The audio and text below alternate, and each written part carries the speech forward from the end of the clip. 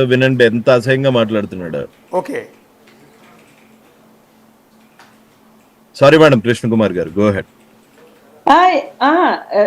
ఇప్పుడు అలీ వైఫ్ చనిపోవాలి, ఆ వీడియోలు చేసినందుకు అల్లా అంటూ ఉంటే జరగాలి అంటున్నాడు. అవును. మరి సరే, మరి ఈ మిగతా వాళ్ళందరూ మేజర్ పీపుల్ హిందువులే కదా. అవును. మరి హిందూ దేవుళ్ళు ఉంటే వీళ్ళు వీళ్ళల్లో కూడా చచ్చిపోవాలని అనాలి కదా. వాడు చాలా తెలివిగా అవును మెజారిటీ పీపుల్ జోలికి వెళ్ళకోకుండా అవును మైనారిటీ పీపుల్ ప్లస్ ఒకటి, రెండోది తన వృత్తికి సంబంధించిన రైవలరీ ప్రకారం అతను అంటే చాలా సెలెక్టెడ్ గోల్స్ తోనే వెళ్తున్నాడండి. అవునండి. ఆ సెలెక్టెడ్ గోలు ఇప్పుడు వైఎస్ సన్నీ యాదవ్ దేశం అంతా తిరుగుతాను, ప్రపంచం అంతా అన్నాడు కాబట్టి అతని మొరేల్ని కట్ చేయటం కోసం అవును. ఇప్పుడు బెట్టింగ్ యాప్లు కాదు అతని ఆపించటం, అంటే బెట్టింగ్ యాప్ల్లో అతనికి డబ్బులు రావడం ఆగిపోతే వాడు నోరు మూసుకుని ఇంట్లో కూర్చుంటాడు అని. అవును, చేసుకోవచ్చు కదా హాయిగా.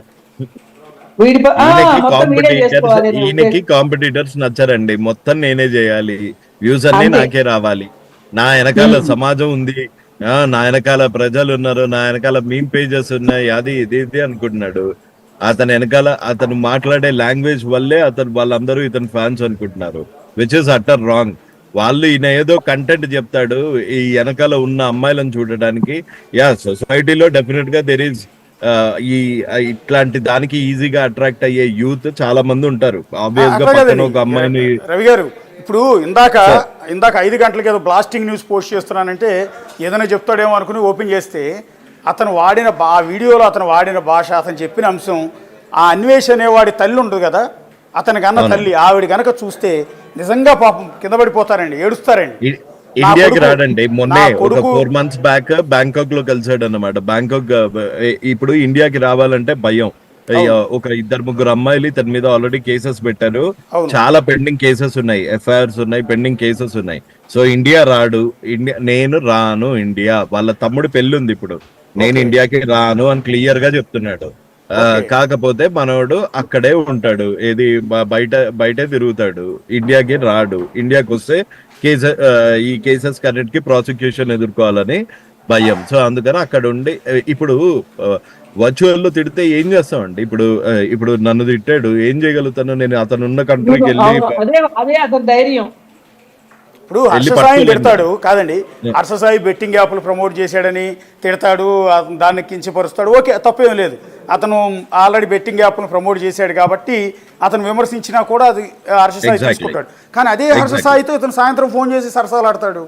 అయ్యో, ఇప్పుడేంటండి అసలు నేను ఇది నువ్వు నమ్మించి మోసం చేసావని నేను ఎందుకు అన్నాను అంటే, నేను హర్షతాయి మీద ఫైట్ చేస్తున్నప్పుడు, నేను ఇమ్రాన్ మీద ఫైట్ చేస్తున్నప్పుడు, నేను ఇది చేస్తున్నప్పుడు ఎవ్రీ డే అక్కడ మాటలు ఇక్కడ చెప్పడం, అగ్గిపుల్ల వేయటం ఇద్దరి మధ్యలో.